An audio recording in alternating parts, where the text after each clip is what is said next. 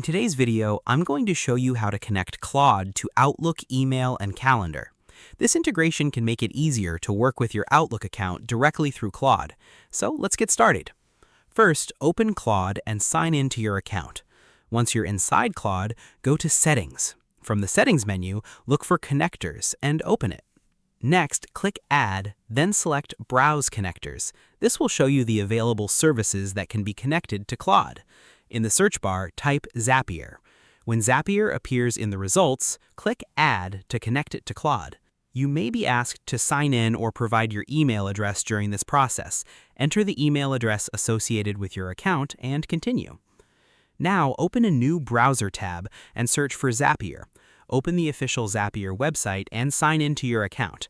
If you don't already have a Zapier account, you can create one and then return to this process. Once you're inside Zapier, look for the MCP Servers section and open it. From there, select Explore Apps. This will allow you to search for the application you want to connect.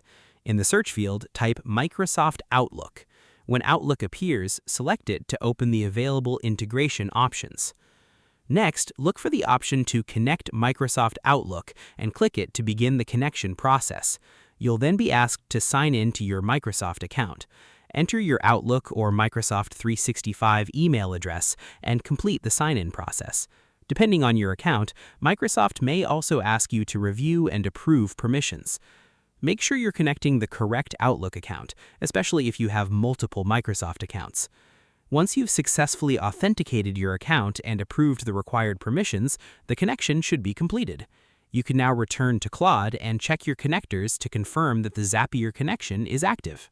And that's it. You've connected Claude to Outlook through Zapier. This can help you work with Outlook-related tasks through your connected workflow without constantly switching between different applications. If this tutorial helped you, don't forget to like, subscribe, and turn on the notification bell for more useful AI tutorials. Thanks for watching, and I'll see you in the next one.